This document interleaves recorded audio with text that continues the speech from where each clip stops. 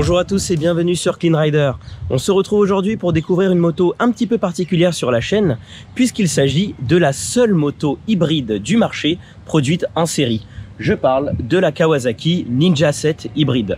Bon, un seul modèle mais deux carrosseries en réalité, parce que cette moto elle est disponible en version Roadster, la Z, et la version sportive Ninja ici présente. Donc des demi-guidons, des carénages, une position un peu plus adaptée. Forcément, l'approche est plus sportive. C'est parti!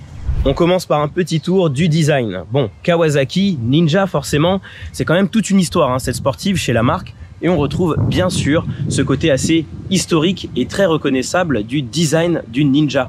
C'est une sportive, elle est carénée, elle est anguleuse, assez affûtée, très racée. Et on a quand même quelques petites touches modernes. Donc au niveau des couleurs déjà, on n'a pas le vert pomme assez caractéristique des Ninja, mais un vert un peu plus anodisé, qui a un petit look métal satiné, légèrement mat. Par ailleurs, on a également le logo Rivermark, donc qui faisait son grand retour en 2021 avec les motos turbo-compressées ZH2, H2R, etc. Des motos sensationnelles. Mais ici, on revient sur de l'hybride. On n'est pas sur de la super sportive, grosse cylindrée, etc. Mais vous verrez que ça marche quand même plutôt pas mal. Pour le reste, donc, éclairage LED à l'avant, à l'arrière, de belles jantes, des petits stickers, une finition assez sympa. C'est une sportive carénée, donc on a les rétroviseurs rabattables ici,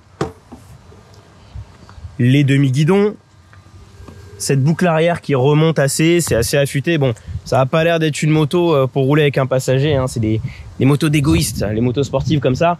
C'est assez sympa quand on est tout seul. Le réservoir bien bombé ici, quelques apparats, des inserts, des badges hybrides. Globalement, la finition, elle est très soignée. On est sur une belle machine, mais qui trahit quand même sa nature avec le pot d'échappement.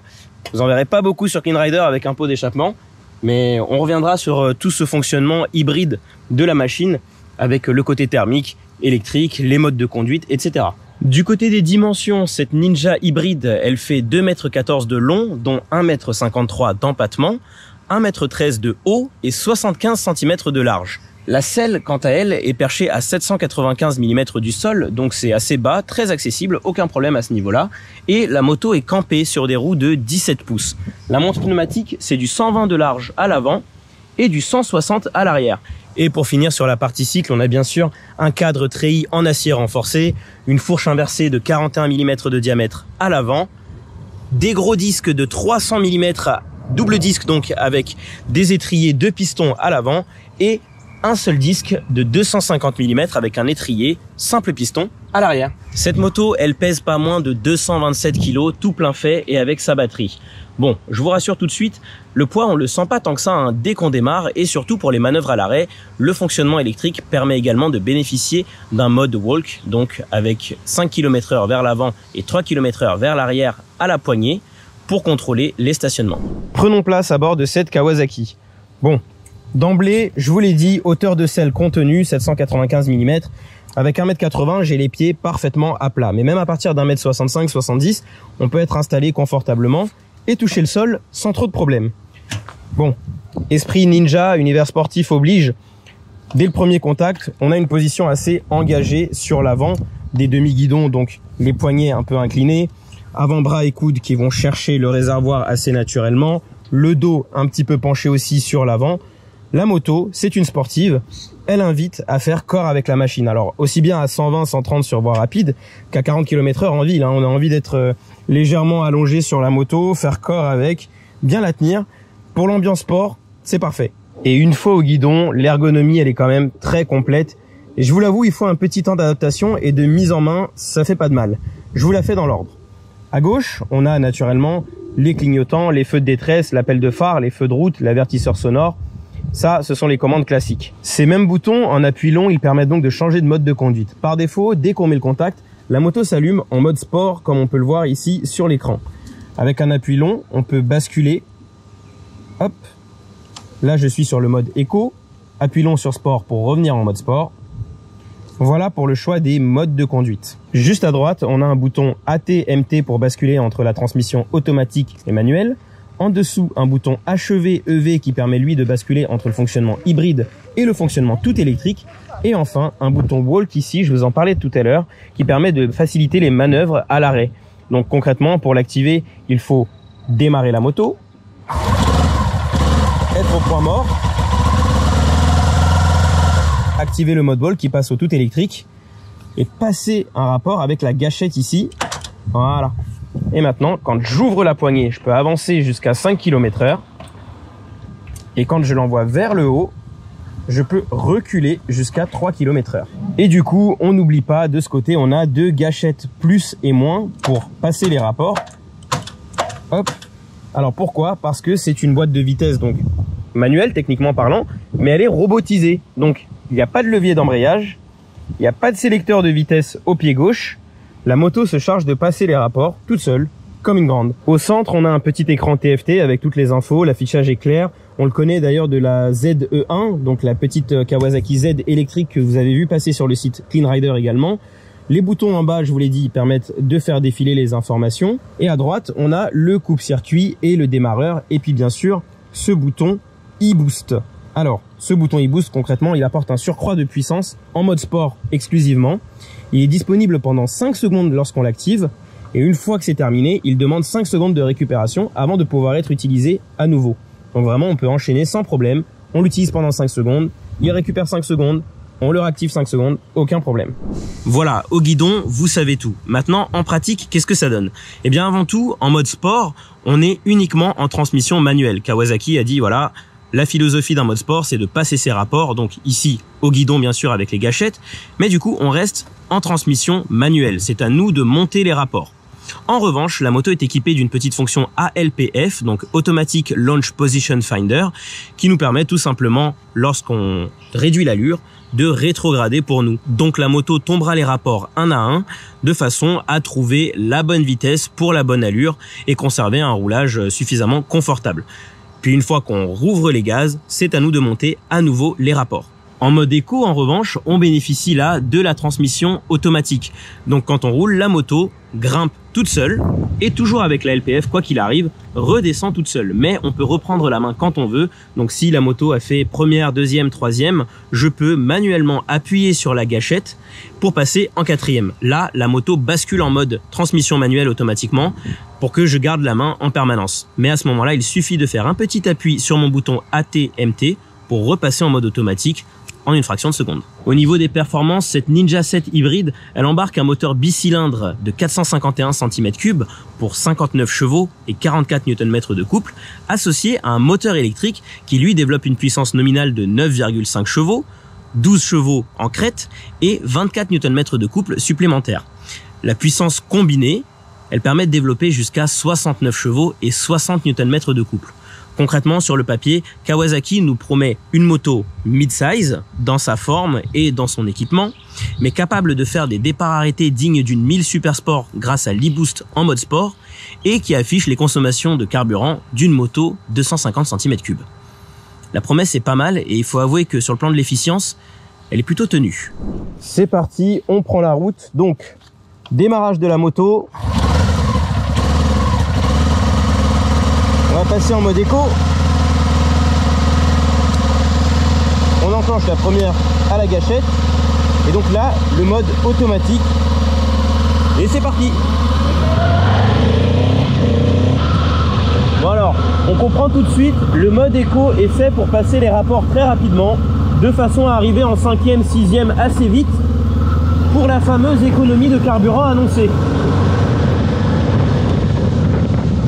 Mais je peux aussi reprendre la main sur la boîte, donc là je suis en 4e, hop, je descends, je suis passé en mode manuel,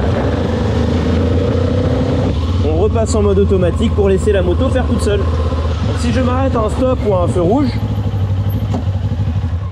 je reviens en première et je suis en mode électrique. Le mode électrique il est actif donc en mode hybride jusqu'à 20 km/h. Donc là si je commence à rouler, voilà, le moteur thermique prend le pas de façon à prendre le relais des 20 km/h. Et il faut savoir que ce mode électrique il est actif dès qu'on passe sous les 20 km/h. Donc même si je ne me suis pas arrêté totalement, Là, on entend le moteur au ralenti, mais quand j'ouvre légèrement les gaz, je ne sais pas si vous allez l'entendre à la vidéo, mais c'est bien le moteur électrique qui fait avancer la moto. Voilà. Et à 20 km/h, le thermique a pris le relais. On teste donc le fameux mode e-boost qui, comme son nom l'indique, apporte un surcroît de performance grâce à l'électrification. Donc pour ce faire, mode sport, transmission manuelle, activation de l'e-boost et on ouvre en grand. C'est parti.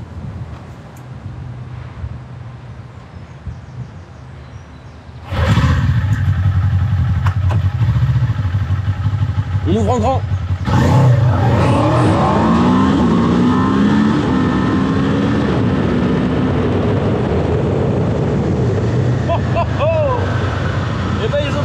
Chez Kawasaki, hein. On a vraiment un départ arrêté digne d'une 1000 Super Sport avec des petites consommations de 250 cm3. Bon, vous ne nous verrez pas souvent à la station essence hein, sur Clean Rider, mais ici évidemment on a une moto hybride.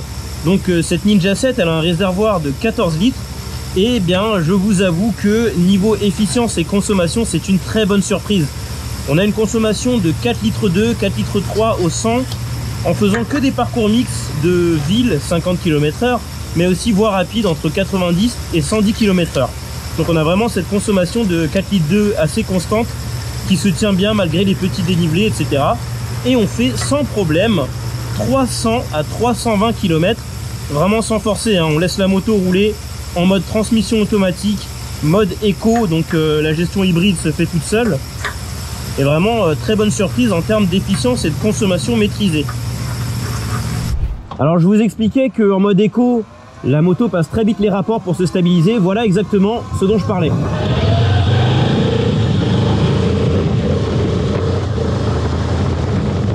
Voilà, donc passé les 60 km/h, on est déjà en 6e. C'est ce qui nous permet d'avoir cette consommation très maîtrisée de carburant.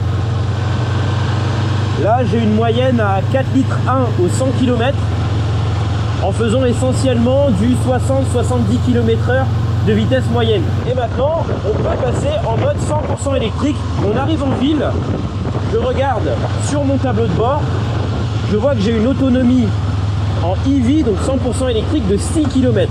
Donc la moto continue de passer les rapports en mode tout électrique.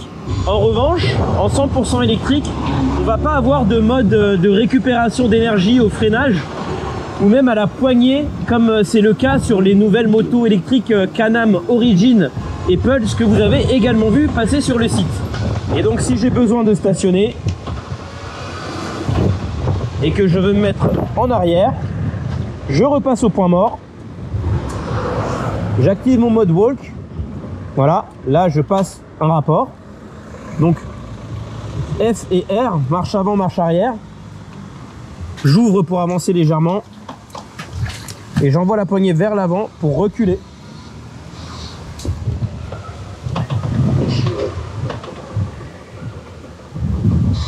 Voilà, à partir de là, si je repasse au point mort, je peux retourner sur mes autres modes de conduite. Donc sur cette moto, malgré ses 227 kg, comme je vous le disais, ça reste très maniable, très facile à emmener.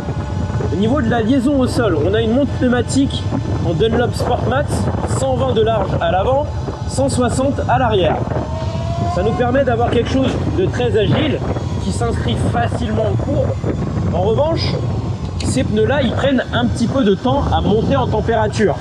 Donc avant de faire des petites envolées de départ arrêté en mode e-boost ou de prendre un peu trop d'angle ou ce genre de choses, on s'assurera quand même de la bonne montée en température et d'avoir une chaussée adéquate pour profiter de tout le grip que peuvent offrir ces pneus dans les bonnes conditions. Mis à part ça, on a une moto qui est très homogène. Elle se prend en main facilement, elle nous met en confiance. Le freinage lui aussi est très bon quand on attrape les deux freins. L'ABS intervient au bon moment, donc il est un petit peu permissif, il n'arrive pas trop vite. Par contre, une fois qu'il s'enclenche, c'est super précis. Donc là, je n'ai plus du tout l'autonomie en mode 100% électrique, hein. J'avais 10 km, maintenant la batterie est vide. Je pensais que la moto basculerait automatiquement de retour sur le mode hybride en éco, mais en fait non. je suis en mode tortue. J'ai une petite tortue et ah bah si, ça y est, elle vient de repasser toute seule en mode sport. Ce qui veut dire qu'une fois que la batterie est vide, en fait on a le mode tortue qui nous indique que là on va plus avoir la pleine puissance, les 60 km/h en mode tout électrique. Et dès que la batterie est 100% vide, elle bascule automatiquement en mode sport comme vous venez de l'entendre. Donc mode sport, transmission manuelle. Donc là, à moi de repasser sur le mode éco.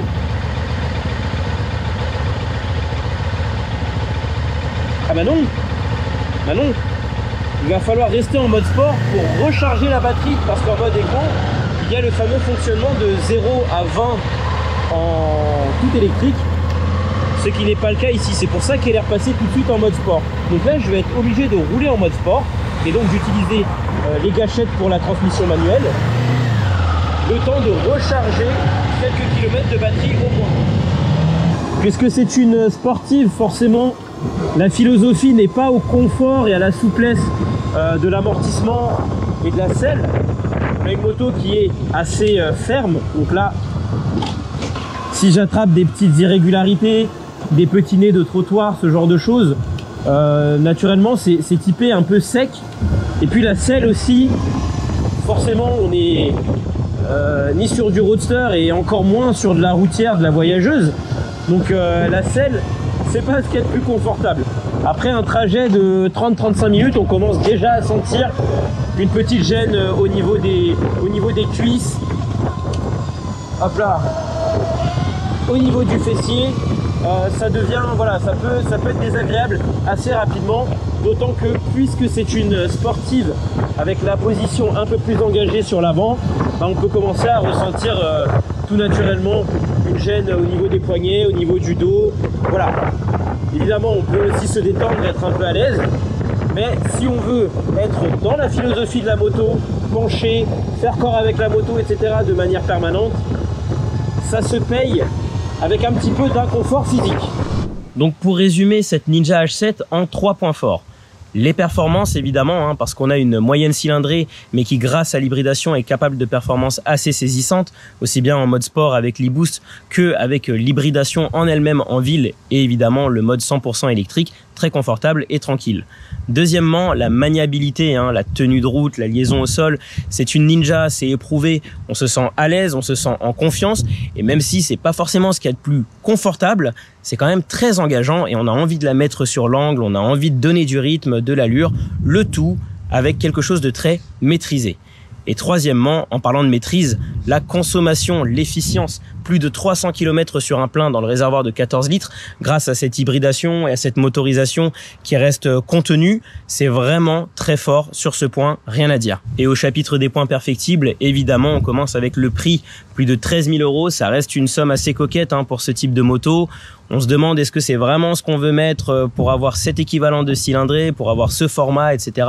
Mais bon, c'est le prix de la nouveauté, c'est comme ça. Deuxièmement, bon, pas vraiment parce que ce ne sont pas les attentes sur une sportive, mais quand même, ça manque d'aspect pratique. Bon, c'est un petit peu dommage, sous la selle on peut pas mettre grand chose, mais le fait qu'il n'y ait même pas de poignée pour notre passager, c'est un petit peu dommage. Et enfin, troisièmement, l'absence de réelle régénération ou de récupération forcée d'énergie pour la batterie. Ça, c'est un petit peu dommage. Une fois que la batterie est vide, on se retrouve très vite cantonné au mode sport. Et le mode sport, c'est pas forcément ce qu'il y a de plus adapté en ville. On doit tout le temps jouer des gâchettes.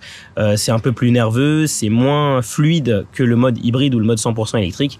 Donc, il faudra composer avec. Alors les amis, petite précision, de retour chez Kawasaki. On m'annonce que cette moto, donc que je vous ai annoncée à 13 159 €, il y a une super offre en ce moment à 7 999 €. Et ça devient tout de suite beaucoup plus sympa. Je vous invite vraiment à l'essayer. Dites-nous dans les commentaires ce que vous en pensez. Et si vous avez aimé cette vidéo, n'oubliez pas de vous abonner à la chaîne YouTube de Clean Rider et d'activer les notifications pour ne rien rater. D'ici là, moi je vous dis bonne route et à la prochaine.